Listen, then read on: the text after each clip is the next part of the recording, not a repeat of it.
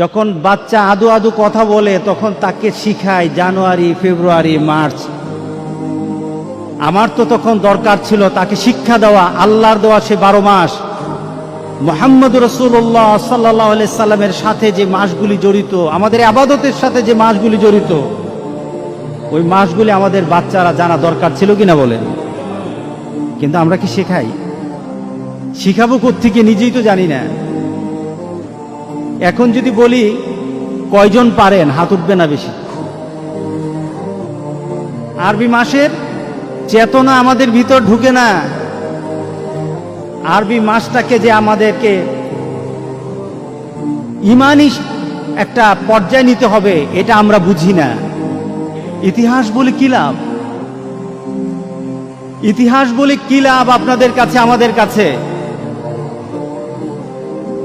ইতিহাস জানি, তারপরও আমাদের মধ্যে যদি চেতনা, আমাদের মধ্যে যদি ভাবনা, আমাদের মধ্যে যদি এই ব্যাপারে আকর্ষণ সৃষ্টি না হয়, বলে কি লাভ? বলে কি লাভ? ফজিলত তো হবে তখন যখন আপনি 12টা মাসকে ফজিলত দিতে জানবেন। শুধু মুহররম মাসের ফজিলত নয়, 12টা মাসকে মর্যাদাশীল করতে হবে আপনার কাছে। 12টা মাসকে আপনাকে জানতে হবে, কারণ 12টা মাসই আমার ইবাদত। 12টা মাসের মাঝে আছে আমার ঈমান বাঁচিয়ে রাখার, আখিরাতে জান্নাত পাওয়ার পর্যাপ্ত সুযোগ রয়ে গেছে। সুতরাং যদি না জানি, খাসিরাত দুনিয়া ওয়াল আখিরা, দুনিয়াও তো তার লোকসান হবে, আখিরাতও। আমরা সেলিব্রেট করতে গিয়ে একটা বৎসরকে সেলিব্রেট করি, স্বাগত জানাই। দেখুন ভাষাগত কত সৌন্দর্য রয়ে গেছে ইসলামে। আমরা নতুন কোন বৎসরকে যখন স্বাগত জানাই তখন শুভ নব বর্ষ বলি, ঠিক না? বাংলাতে কি বলেন? শুভ নব বর্ষ, শুভ বলেন। গত বৎসর যখন বৈশাখী আরম্ভ হলো, বৎসরটা আসলো, তখন আপনি বলেছেন শুভ। আসলে কি শুভ? এরপরে বৎসরটা কি শুভ গেল? না না। যখন আমরা ইংরেজি থেকে সেলিব্রেট করি তখন বলি হ্যাপি নিউ ইয়ার, বলেন না? ছেলেরা বলে ট্যাক্স পাঠায়, ট্যাক্স পাঠায়, একজন আরেকজনকে বলে হ্যাপি নিউ ইয়ার। গত বৎসরগুলি কি খুব হ্যাপি গেছে নাকি?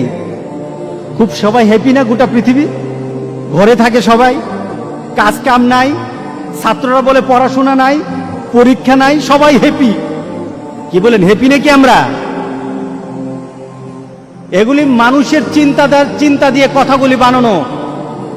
কিন্তু আমি যদি ইসলামের সাথে আমার কথাগুলি মিলিয়ে নেই, তাহলে আমি কিন্তু হ্যাপি বলবো না। তখন কিন্তু আমি একটা নতুন ভাষায় কথা বলবো, যে ভাষাটা সকল সময় উপযোগী, সকল অবস্থায় উপযোগী। আমরা যখন কোনো জিনিসকে যখন আমাদের সামনে মানুষের সাথে এটাকে কথা দিয়ে মনে করিয়ে দিতে হয়, অথবা তার সাথে একটা সংযোগ করা লাগে, কথা বলা লাগে। যেমন নববর্ষ আসলে আমরা বলি, মুসলমানরা বলে কুল্লু আমিন আনতুম বিখাইর, প্রত্যেক বৎসর জন্য তুমি, আল্লাহ তোমাকে ভালো রাখেন। সুবহানাল্লাহ বললেন না? বলেন তো দেখি, আমরা কার কাছে ছেড়ে দিলাম? তুমি যেন প্রত্যেকটি বৎসর ভালো থাকো, আল্লাহ যেন তোমাকে ভালো রাখে। আমি হ্যাপি বলি নাই, শুভ বলি নাই, ভালো যেন আল্লাহ তোমাকে রাখে। এটা হলো মুসলমান, এটা হলো ইসলাম। নববর্ষ পালন করার জন্য পাগল হই, কিন্তু আমার রাসূল সাল্লাল্লাহু আলাইহি সাল্লামের রেখে দেওয়া হিজরি সালকে, যে হিজরি সাল আমাদের জন্য ঈমানের একটা পর্যায়ে চলে গেছে, আমাদের আমলগুলি হিজরি সালের সাথে জড়িত, সালের সাথে জড়িত, তারিখের সাথে জড়িত। এই মাসটার নাম কি বলেন? নামটা কি? 12টা মাস বলতে পারবো আমরা সবাই? পারবো। আমি আজকে আপনাদের কাছে দাওয়াত দেই, আজকের ভিতর আপনি শিখবেন, আপনার পরিবারকে শিখাবেন, আপনার সন্তানগুলিকে শিখাবেন। 12টা মাস আপনার পরিবারে সবার কাছে জানা থাকবে। আমাদের দরকার আছে কিনা? ইনশাআল্লাহ। এই মাস সামনে আমাদের জন্য বিভিন্ন মাসগুলি চলে আসবে। এমন একটা মাস তো আমাদের ছিল আরো, নাকি এটাই নতুন? হ্যাঁ, এই মাসটা 1442 আমরা পদার্পণ করলাম, 1442 হিজরি। এর আগের হিজরি সালগুলি আমাদের মধ্যে ছিল কিনা বলেন? আমরা কি করেছি? আমাদের মধ্যে কি ভাবনাটা ছিল? নিজের জন্য কি চিন্তা করেছি? আমি কে? আপনার ছেলে বিদেশে চলে গেল, বিদেশে যাওয়ার পর তার যদি 3টা চিন্তা না থাকে, তার মধ্যে 3টা কথা থাকতে হবে তার ব্রেনে। কেন এখানে আসলাম, কি করতে হবে, আর এখান থেকে পরবর্তীতে কোথায় যাব? বলেন তো দেখি, এই 3টা চিন্তা নিয়ে যদি কেউ বিদেশে যায়, সে কখনো কি হবে না? বিফল হবে না। তার পাওনা ঠিক থাকবে, তার চিন্তা, তার ভাবনা ঠিক থাকবে। একটা মোমেন যদি চিন্তা করে,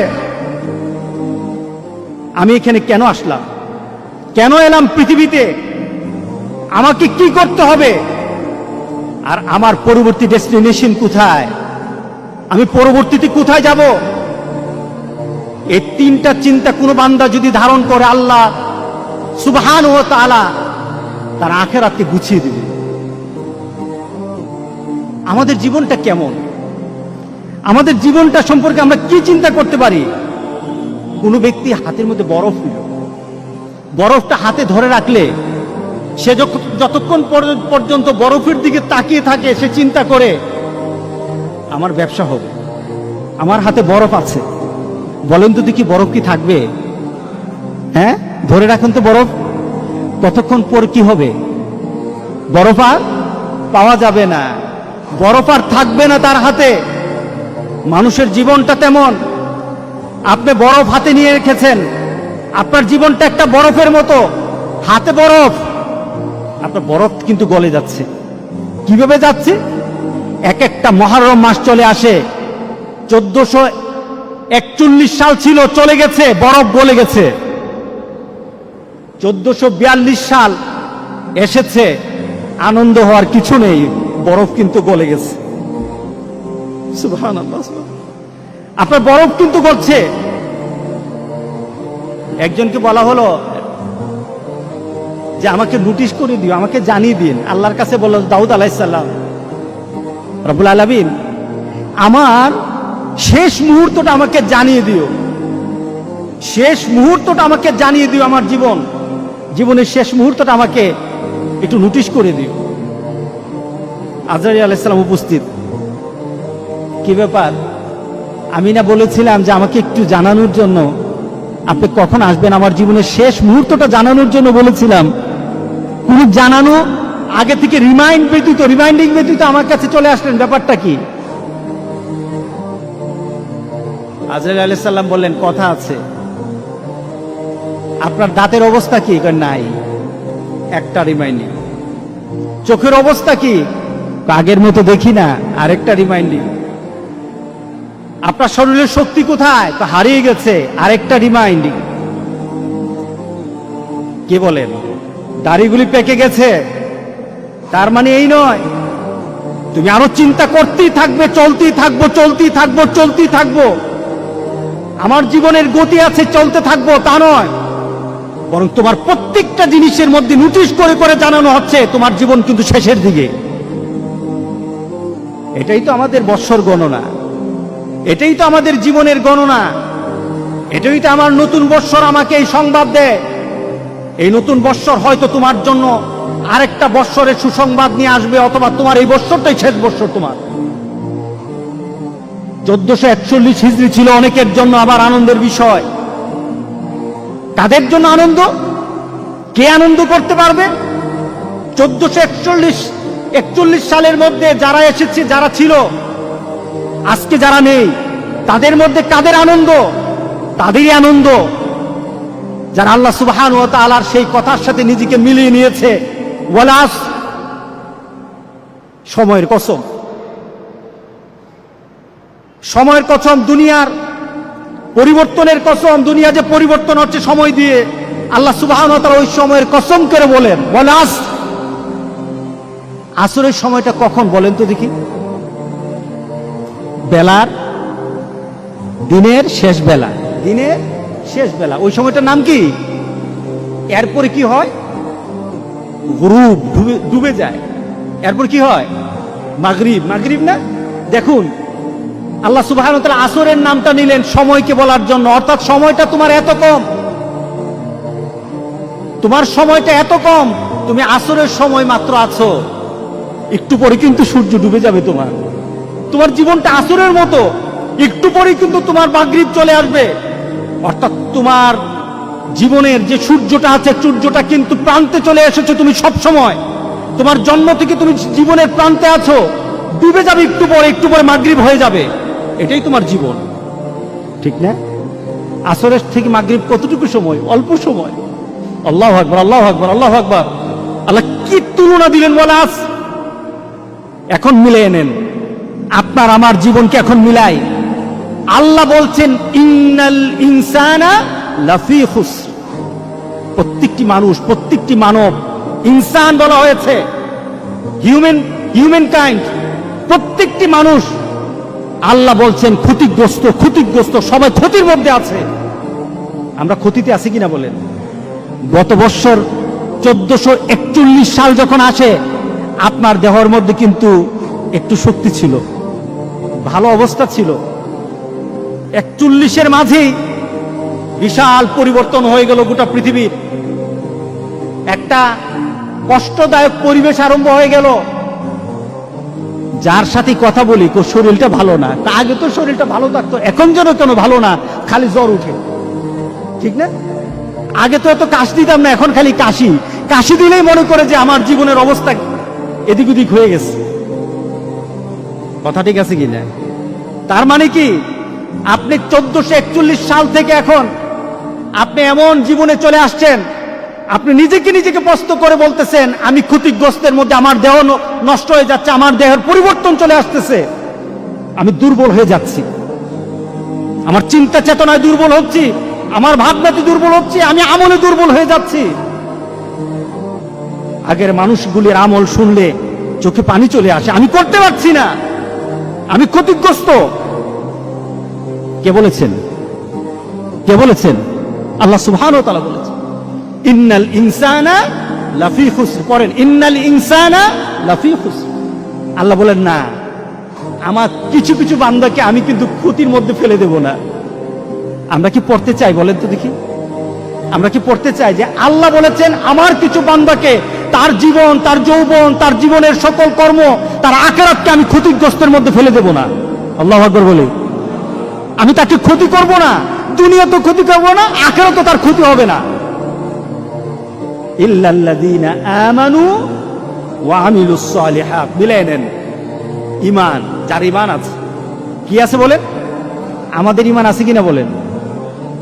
আছে, আলহামদুলিল্লাহ। ঈমানটা কেমন?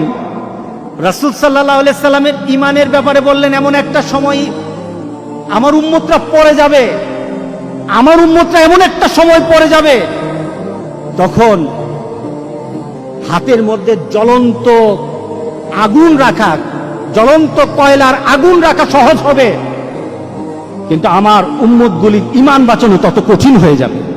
এটা সহজ, কিন্তু ঈমান বাঁচানো কঠিন। কে বলেন ঠিক আছে কিনা বলেন? নতুন নতুন ঘটনা, নতুন নতুন কথা। আমরা আমাদের বন্ধু বাঁচতে পারি না, আমরা আমাদের ভালোবাসা কিসের সাথে রাখবো সেটা আমরা ভাবতে পারি না। আমরা কিছু ঘটনা শুনলে আমাদের মধ্যে চেতনা সৃষ্টি হয় না।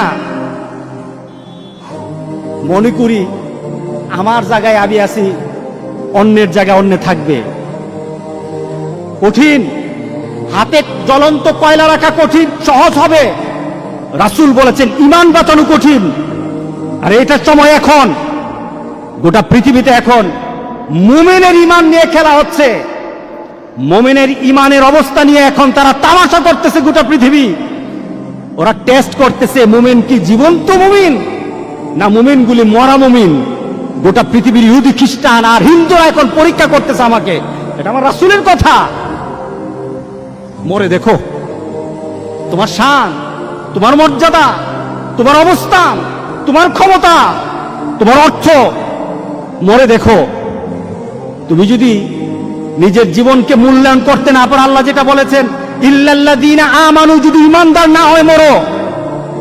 তুমি কতটুকু ক্ষমতা, তোমার কতটুকু অর্থ, তোমার কতটুকু গাম্ভীর্যতা, তোমার কত মর্যাদা। ফেরাউন, সাদ্দাত, নমরুদ তো দুনিয়াতে থাকতে পারে নাই। কথা ঠিক আছে কিনা বলেন? ফেরাউন, সাদ্দাত, নমরুদ তো দুনিয়াতে নাই। আছে নাকি? ফেরাউনের বাড়ি আছে, সাদ্দাতের বাড়ি আছে, সম্পদ ছিল কিনা বলেন? সবই তো ছিল, কিন্তু তারা কি লাভবান না ক্ষতির মধ্যে আছে? ক্ষতির মধ্যে আছে। আল্লাহু আকবার, আল্লাহু আকবার। ইল্লাল্লাযীনা আমানু, যারা ঈমানদার, আল্লাহ বলেন তার কোনো ক্ষতি হবে না। 1441 সাল চলে গেছে, ক্ষতি হবে না। 1442 সাল চলে যাবে, ক্ষতি হবে না। 1443 সালে সে থাকলে থাকুক, আমার ফয়সালা, আল্লাহর ফয়সালা। আল্লাহ বলেন আমার ফয়সালা হবে, কিন্তু তার মধ্যে যদি ঈমান থাকে তার কোনো ক্ষতি হবে না। কে বলেছেন? আল্লাহু আকবার, আল্লাহ। কি চেতনার কথা, কি আমাদেরকে উজ্জীবিত করার কথা। ইল্লাল্লাযীনা আমানু ওয়া আমিলুস, আপনারা বলেন ওয়া আমিলুস সালিহাত, যে ঈমান আনলো এবং আমলে সালেহ করলো। আমল দুই ধরনের, একটা হলো নেক আমল, আরেকটা হলো বদ আমল। নেক আমল কোনটা? আল্লাহ রাসূল যেটা করেছেন এটা করা নেক আমল। আল্লাহ এবং রাসূল যেটা ছাড়তে বলেছেন এটা ছেড়ে দেওয়া নেক আমল। ইল্লাল্লাযীনা আমানু ওয়া আমিলুস সালিহাত, আল্লাহু আকবার। ইল্লাল্লাযীনা আমানু ওয়া আমিলুস সালিহাত ওয়া তাওয়াসাউ বিল হক ওয়া তাওয়াসাউ বিস সবর। ধৈর্যের মধ্যে অটুট, বিপদের মুহূর্তে, সকল মুহূর্তে, নিজের ঘর, নিজের পরিবার। কে বলেন ধৈর্য আছে আমাদের? স্ত্রীর সাথে কথা বলে, কথা প্রসঙ্গে কোন এক উলট পালট কথা হয়ে যায়, সাথে সাথে বলে তরে নিয়ে খামু না, যা। ঘরের অশান্তি আছে কিনা বলেন? আল্লাহ বলেন তুমি পারলা না, ধৈর্য ধারণ করতে পারলা না, তোমার কিন্তু ক্ষতি। অধৈর্য হলা কেন? তোমার মধ্যে তোমার ধৈর্য ছিল না কেন? এখন ধৈর্য নাই, দুনিয়া তো ক্ষতি, আখেরাতও ক্ষতি হবে। তোমার আখেরাতও ক্ষতি হবে। এমন আছে কিনা বলেন? হ্যাঁ, রাসূল সাল্লাল্লাহু আলাইহি সাল্লামের এক রাস্তা দিয়ে যাচ্ছেন, এমন সময় এক মহিলা কাঁদতেছিল, এক মৃতকে নিয়ে কাঁদতেছিল। তার সামনে মরা ছিল, এক লাশ ছিল, কাঁদতেছিল। রাসূল সাল্লাল্লাহু আলাইহি সাল্লাম তাকে সান্ত্বনা দিতে চাইলেন। সে মহিলা বলল, আপনার পথ আপনি ধরেন, আপনি আমার কষ্ট কি বুঝবেন? আপনি কি কষ্ট বুঝবেন? আপনার পথ আপনি ধরেন। একটু পরে একটা লোক এসে বলল, এই তুমি কার সাথে কথা বলেছো জানো? তিনি তো মুহাম্মদুর রাসূলুল্লাহ। মহিলা ভয় পেয়ে গেল, তাড়াতাড়ি রাসূলের কাছে গিয়ে বলল, ইয়া রাসূলুল্লাহ, আমি ভুল করে বলছি, আমাকে মাফ করে দেন। রাসূল সাল্লাল্লাহু আলাইহি সাল্লাম বললেন, তোমাকে যখন বলছি ধৈর্য ধরার জন্য, তুমি এখন ধৈর্য ধরছো।